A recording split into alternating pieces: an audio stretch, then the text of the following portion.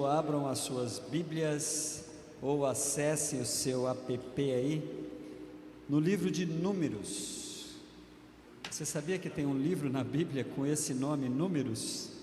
Pois é. Capítulo 11, versículo de número 4, para falarmos hoje de um ditado muito popular, que talvez você já usou, já falou, já foi alvo, já ouviu esse ditado quando você teve essa experiência. Irmãos, esse púlpitozinho aqui é tão chique, ó, tem uma luzinha aqui, não sei se os irmãos estão vendo, olha que legal. Agora eu não posso mais reclamar de não estar enxergando. A pastora Sandra não vai deixar eu errar mais aqui na leitura da Bíblia. Muito bem, irmãos, chorando de barriga cheia, e o versículo é Números 11, versículo 4, e eu gostaria que quero que você deixe a sua Bíblia ou o seu app acessado neste capítulo 11 de Números, que nós vamos ficar aqui, ainda que haveremos de citar alguns outros textos bíblicos, mas a base da nossa ministração é essa. Diz assim o versículo 4 de Números na minha versão: um bando de estrangeiros que havia no meio deles encheu-se de gula, e até os próprios israelitas tornaram a queixar-se e diziam: ah, se tivéssemos carne para comer. Esse ditado, quem chora de barriga cheia, ou melhor, chorando de barriga cheia, é quando a pessoa tem tudo o que precisa, mas mesmo assim é um grande reclamão, grande murmurador. Pode estar até numa posição favorável e assim, e achando ruim, está tudo certo, mas tem por prática estar reclamando da vida, tem por prática estar murmurando. Quando não tem nenhum motivo, ele fica procurando assim o que fazer. Na verdade, é uma pessoa muito ingrata. A ingratidão faz as pessoas fazem com que esse ditado seja aplicado a ela. Pessoas que choram com a barriga cheia, pessoas que reclamam da vida, mas a vida lhe tem abençoado muito, muito, muito. Esta passagem bíblica é uma passagem que cabe totalmente dentro disso, por conta de uma experiência que Moisés teve quando estava liderando o povo. Em um determinado momento, o povo começa a reclamar, irmãos, olha aqui para mim, que doideira, de um milagre. Eles começam a reclamar de um milagre. Por quê? Porque o povo começa a enjoar do maná. O que era o maná? Se você olhar aí para a Bíblia, você vai encontrar as informações sobre o maná. A Bíblia está dizendo aí, a partir do versículo 7 do capítulo 11, a Bíblia vai dizer assim, ó: o maná era como uma semente de coentro e tinha aparência de resina. Depois, aparência de resina. O povo saía recolhendo o maná nas redondezas e o moía no moinho, em um moinho manual, ou socava em um pilão. Depois cozinhava o maná e com ele fazia bolos. Tinha gosto de bolo amassado com azeite de oliva. Quando o orvalho caía sobre o acampamento, à noite também caía. Quando o orvalho caía sobre o acampamento, à noite também caía o maná junto. Era um milagre, irmãos, que acontecia todas as madrugadas, que era a provisão necessária para o tempo de deserto, para aquele povo passar pelo deserto. Era um milagre de Deus que tipificava quem? Jesus. Mais tarde você vai encontrar lá em João capítulo 6, versículo 49 a 51, Jesus dando um dos sermões mais difíceis de ouvir de Jesus. Depois você lê ali o capítulo, é um capítulo enorme de João 6, mas especificamente nesses versículos de 49 a 51, Jesus diz assim: olha, os seus antepassados, falando sobre aquele tempo dos 40 anos do povo no deserto, os seus antepassados comeram o maná no deserto, mas eles morreram. Todavia aqui está o pão que desce do céu, Jesus falando sobre si, para que não morra quem dele comer. E Jesus afirma: eu sou o pão vivo que desceu do céu. Se alguém comer desse pão, viverá para sempre. Este pão é a minha carne que darei pela vida do mundo. O maná lá atrás, irmãos, tipificava este Cristo, era o pão que descia do céu. Tem mais coisas que tipifica Jesus. Quase todos os elementos de culto do Antigo Testamento tipificava Jesus. O cordeiro da Páscoa tipificava Jesus. O sábado tipifica Jesus. Todas, o altar, o santuário, tudo tipificava Jesus. Quando não tipificava Jesus, tipifica a igreja. É interessante isso, ou cabeça ou o corpo. Mas o Antigo Testamento inteiro é uma tipificação de Cristo ou da igreja. E aqui estava o povo reclamando deste milagre, irmãos. Olha que loucura. É meio compreensível quando você vai para o campo humano. Quando você vai, imagina, 40 anos comendo maná. Café da manhã, maná. Lanchinho da tarde, maná. Almoço, maná. Vamos comer um negocinho agora à tarde, tá? O que era? Maná. Então é meio compreensível, porém, queridos, era necessário, aquilo era o suficiente. Assim como Cristo é suficiente, o maná era o que aquele povo precisava, e a gente vai ver isso. E teve um dos discípulos de Jesus que mostrou assim, tem uma passagem muito interessante, e um dia eu quero me desgastar um pouco mais sobre esse momento da vida de Filipe, mas eu queria compartilhar com os irmãos hoje, só o versículo, João 14, versículo 8 e 9, Filipe diz assim, disse Filipe: Senhor, mostra-nos o Pai, e isso nos basta. Jesus respondeu: você me conhece, Filipe, mesmo depois deixa eu abrir aqui, porque parece que eu não peguei o versículo certo. João, os irmãos, por favor, deixa eu ver como é que está na minha Bíblia. Eu gostei muito dessa passagem, quando Filipe meio que chora com a barriga cheia aqui, só que Filipe não sabia que ele estava com a barriga cheia, não. Até que dá para dar um desconto aqui para o Filipe, porque Jesus ainda estava sendo revelado para eles, né? João 14, versículo 8 e 9. Vamos lá, irmãos. A Bíblia diz assim, disse Filipe: Senhor, mostra-nos o Pai, e isso nos basta. Jesus respondeu: você não me conhece? Você não me conhece, Filipe? Mesmo depois de eu ter estado com vocês durante tanto tempo, quem me vê, vê ao Pai. Como você pode dizer, mostra-nos o Pai? Filipe, irmãos, estava chorando com a barriga cheia ali, ele tinha tudo o que ele precisava, Jesus era o suficiente. Mas Filipe, sabe, muitas pessoas que Jesus é pouco, esse é um risco que as pessoas correm, quando o milagre de Deus é pouco, quando a provisão de Deus é pouca, essas pessoas ficam à mercê do choramingamento espiritual, do chorar espiritual. Aí quando a gente volta aqui para a ideia do que nós precisamos entender, que Deus nos dá o que nós precisamos para viver uma vida digna diante do Senhor, vamos voltar para aquela experiência daquele povo lá atrás. Quando você olha lá para Números capítulo 11, você vai encontrar quais eram as causas ali daquele povo estar reclamando. Tudo em cima de coisas que não iam ajudá-los. A primeira coisa que mostra, quando o passado parece sempre melhor, quando o presente está ruim. Aquele povo começou a reclamar assim, olhe para o versículo 5 do capítulo 11 de Números.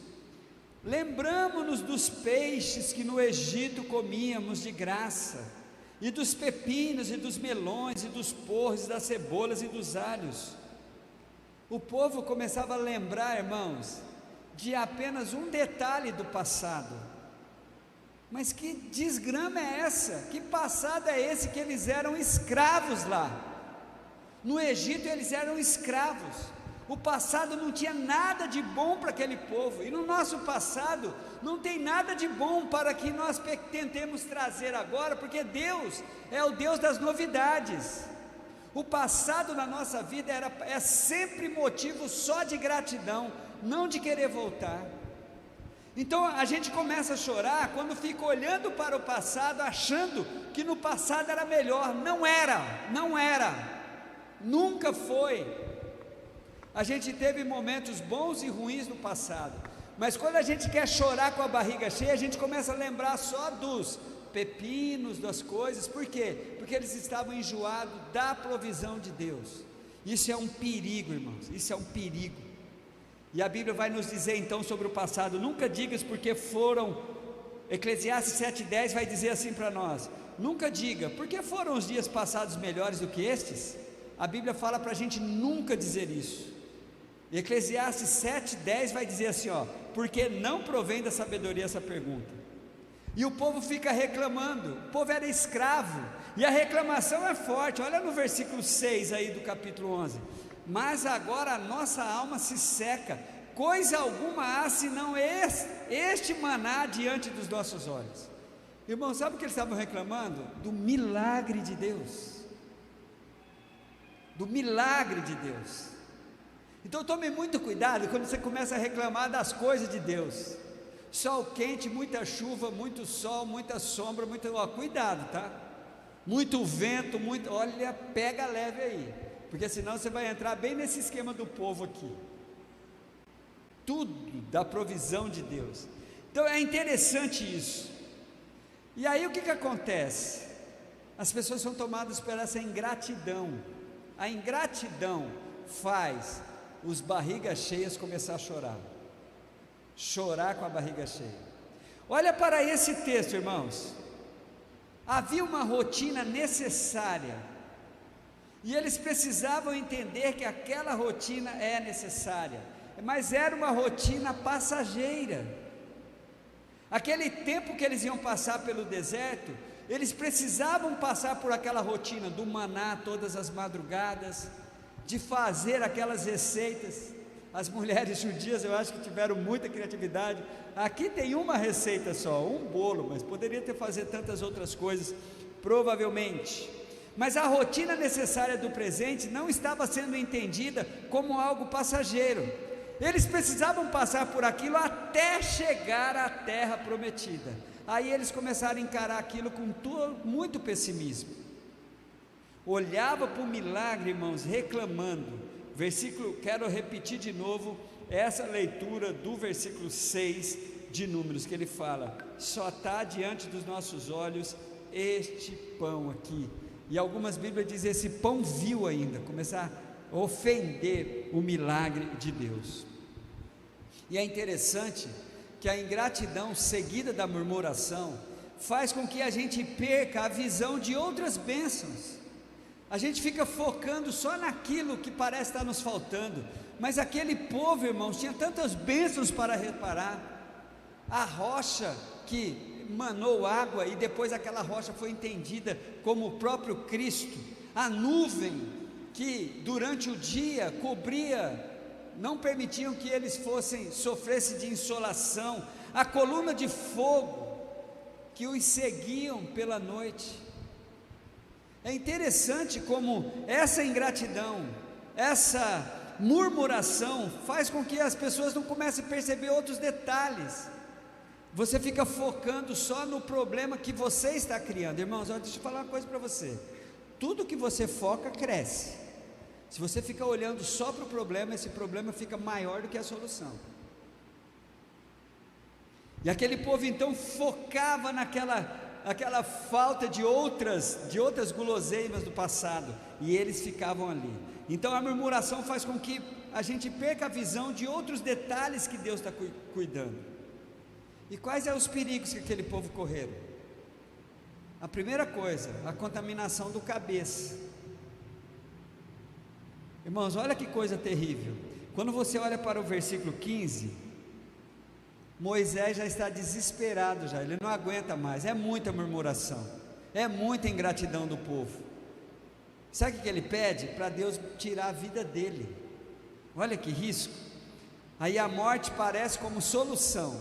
Quando nós somos ingratos, quando a murmuração começa a tomar muito conta de todas as nossas vidas, daqui a pouco, o indivíduo está achando que a morte é a solução, aí começa, se eu morresse, e alguns acabam fazendo isso de propósito mesmo, tirando a própria vida. Olha o que Moisés diz no versículo 15 aí do capítulo 11 de Números: e se assim fazes comigo, mata-me, peço-te, se tenho achado graça aos teus olhos, e não me deixes ver o meu mal. Esse é o pedido de Moisés. Ele acha que a morte é a solução. O líder já está ali totalmente desanimado, né? E o que acontece? Murmuração, ingratidão. O que vai acontecer? O desânimo. Se você olhar para o versículo 14, um versículo antes desse texto que eu pedi para vocês olharem, em Números 11, você vai ver Moisés totalmente desanimado. Todos estavam desanimados, inclusive o próprio líder ali. Eu não posso, diz Moisés, eu não consigo mais, no versículo 14, eu não posso levar a todo este povo, porque é muito pesado para mim. Irmãos, como é complicado, né? Como é complicado isso. Eu louvo a Deus porque a gente tem vencido a ingratidão dos livramentos. A murmuração não tem sido feito mais parte da nossa vida como igreja. Mas tome muito cuidado, meu querido, quando a murmuração é uma prática sua. Você é um especialista em ficar achando aonde que está o erro. Há um desafio para os murmuradores: se você não faz parte da solução, saiba que você é parte do problema. Aquele povo tinha tudo, irmãos, eles tinham o que eles precisavam ali. Então eles começavam Moisés já queria morrer, o povo desanimando, e aí vem mais perigo: querem trocar a bênção. Irmãos, olhe para esse texto, o mesmo texto que eu li, que é o versículo de número 4, olha que doideira. A Bíblia diz assim, eu vou ler em uma outra versão, tá? E o vulgo que estava no meio deles veio a ter um grande desejo, pelo que os filhos de Israel tornaram a chorar, dizendo: quem nos dará carne? Aí eles querem olhar lá para o Egito, quer trocar a bênção, quer os pepinos, quer os peixes. Mas, irmãos, tudo aquilo era numa situação de escravidão. Tome cuidado quando você quer trocar a bênção que Deus está te dando. Tem coisa que foi dada por Deus que não pode ser trocada. É o Senhor que te deu. Tem coisa que não é para trocar. E tem mais, tem coisa que não dá para trocar. Quem troca uma bênção dada por Deus sofre, mas tem coisa que não dá para trocar, nem adianta. E quando isso é desobedecido, o preço é alto. O preço é muito alto. Quais são os perigos, irmãos? O que faz as pessoas serem tomadas pela ingratidão e a murmuração? Quando a gente começa a dar ouvidos aos que não têm nenhum compromisso com a palavra de Deus e com o bom andamento da obra de Deus. Esses indivíduos que começaram a falar aqui, conforme a gente viu no versículo 4, eles não eram israelitas, eles eram estrangeiros que estavam ali andando junto com Israel no meio daquele povo.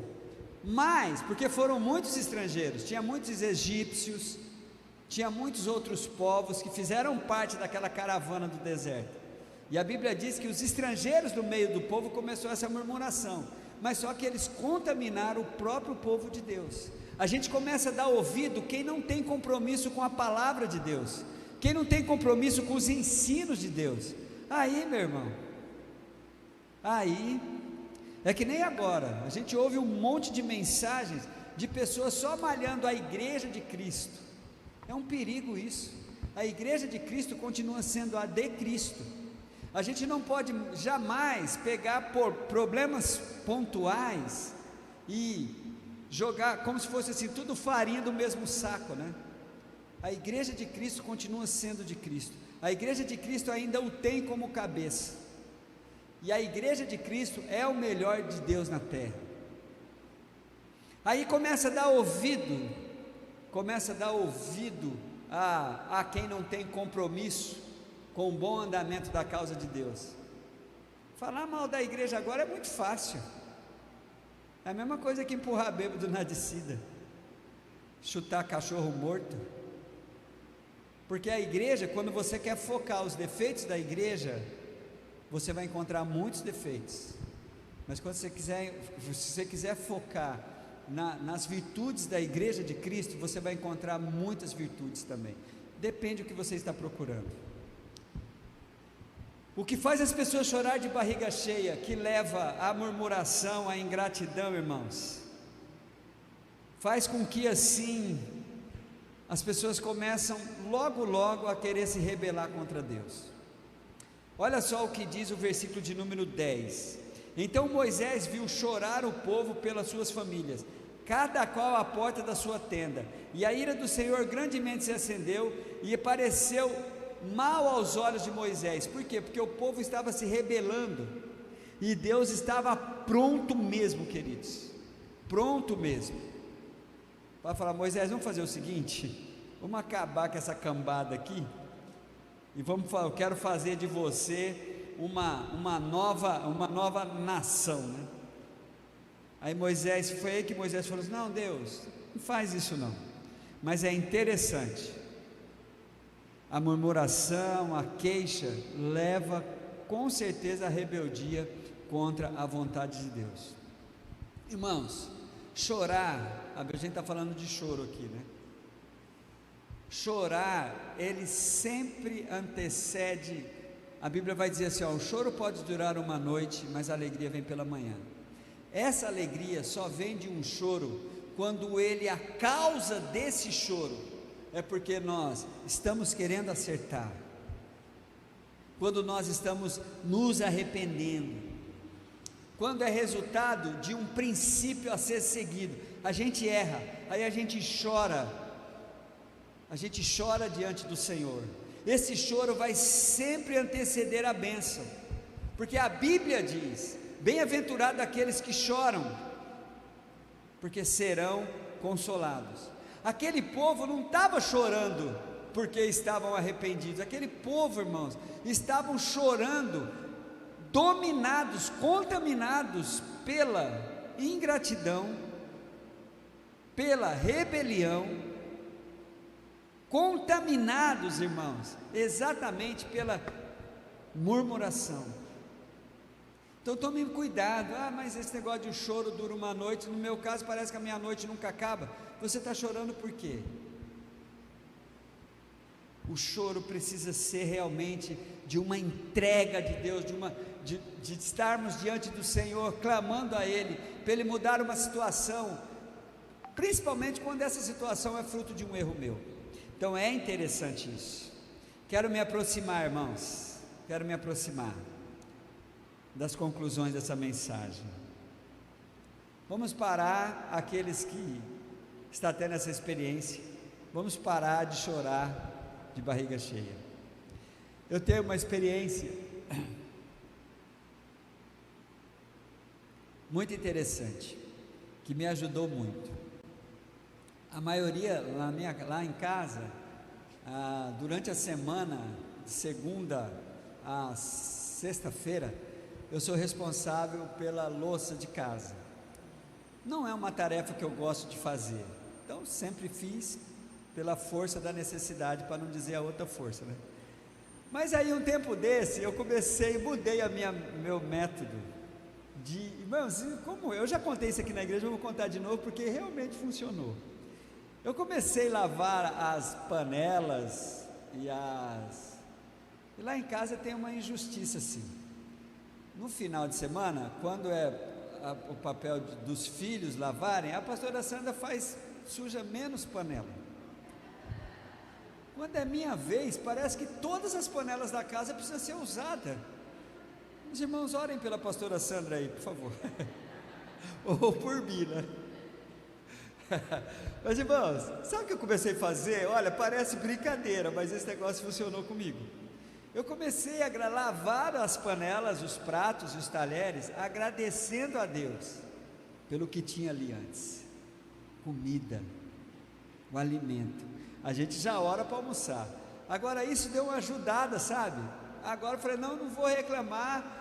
Faz tempo que eu não reclamo, mas dentro de mim eu dou umas reclamadas. Você falou assim, nossa, por que tanta panela, velho? Olha louco. Mas eu parei, eu não falo, mas agora eu comecei a agradecer a Deus. Senhor, obrigado pelo arroz que estava dentro dessa panela, mesmo que ele queimou, está duro para tirar, mas obrigado, que a rapa é excelente, né, irmãos? Obrigado por essa carne cozida, gordurosa, que essa panela de pressão parece que pegou gordura por dentro, por fora. Meu Deus do céu, só na minha vez. Obrigado, Senhor. Então, irmãos, eu creio que a gente precisa aprender a entrar com a gratidão. Por quê? Tudo vai passar. Aquele povo não sabia que tudo era passageiro, eles estavam reclamando de um momento difícil. As coisas vão mudar, não fica reclamando da sua atual situação, porque Deus tem te dado força para você passar por isso. No mundo tudo vai passar, a Bíblia vai dizer em 1 João 2,7, que o mundo passa e a sua concupiscência, 1 João 2,17 melhor dizendo, mas aquele que faz a vontade de Deus permanece para sempre.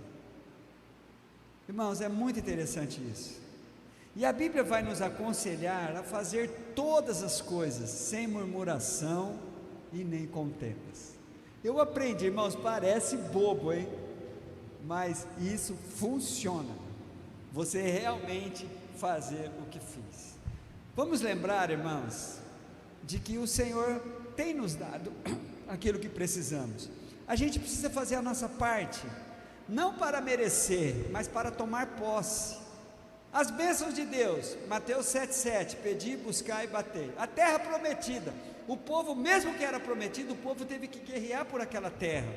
Então faça o que for preciso, para que você saiba que Deus vai te ajudar. Então vá onde precisa ir, fale o que precisa fazer, clama, peça, bata, vá em algum lugar, saia, confesse, arrependa, creia no perdão de Deus, libere perdão, negue-se a si mesmo, vai exercitando isso, para que os seus problemas não sejam o foco principal, porque uma coisa eu te garanto, há promessas bíblicas que você precisa tomar posse.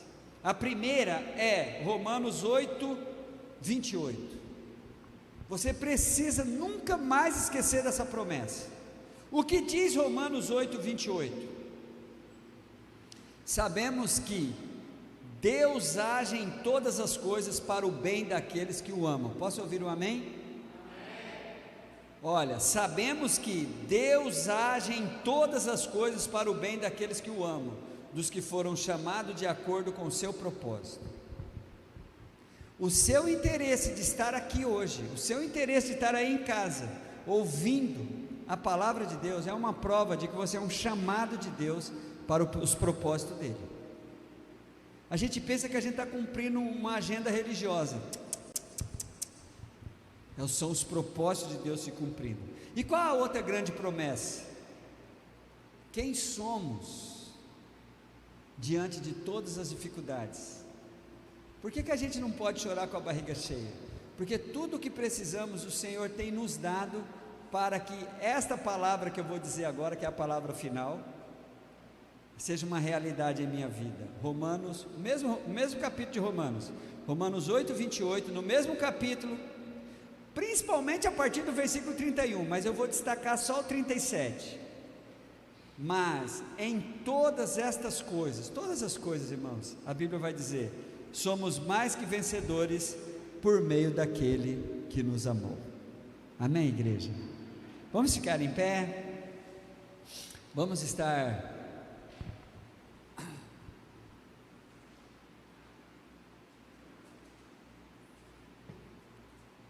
Eu já dei tanto toque que eu ia acabar, e vocês ficaram empolgados, né? Eu quero ver onde vai acabar isso. Irmãos, olha que coisa linda. Eu quero que você, antes de você lembrar de alguém que chora com a barriga cheia, a gente sempre vem alguém na nossa cabeça, né? Mas pense em você. Quantas vezes você talvez foi tentado antes de agradecer, você reclamar? Antes de louvar a Deus pelo que você tem, você murmurar pelo que você não tem? Há uma tentação muito grande, irmãos, de nós começarmos a reclamar dos milagres de Deus. Essa é que é a coisa mais perigosa. Aquele povo começou a reclamar do pão que descia do céu, olha só. Mas isso é um aviso para nós, a gente ficar atento, porque a Bíblia vai nos aconselhar que nós devemos fazer todas as coisas sem murmuração nem contenda. Filipe, é todas as coisas, não são algumas apenas, todas as coisas. Filipenses 2,14 vai dizer isso: fazei todas as coisas, todas, sem murmuração nem contendas. Então, antes de você achar um alguém que chora com a barriga cheia, olhe para dentro de si e veja que nível que está a sua predisposição de ser uma pessoa grata por tudo, e que você vai abolir as murmurações da sua prática de vida. Você vai substituir, porque a Bíblia vai dizer em 1 Tessalonicenses capítulo 5 versículo 18, que em tudo devemos dar graças, tudo. Então fazei todas as coisas sem murmuração, em tudo devemos dar graças. Vamos louvar a Deus.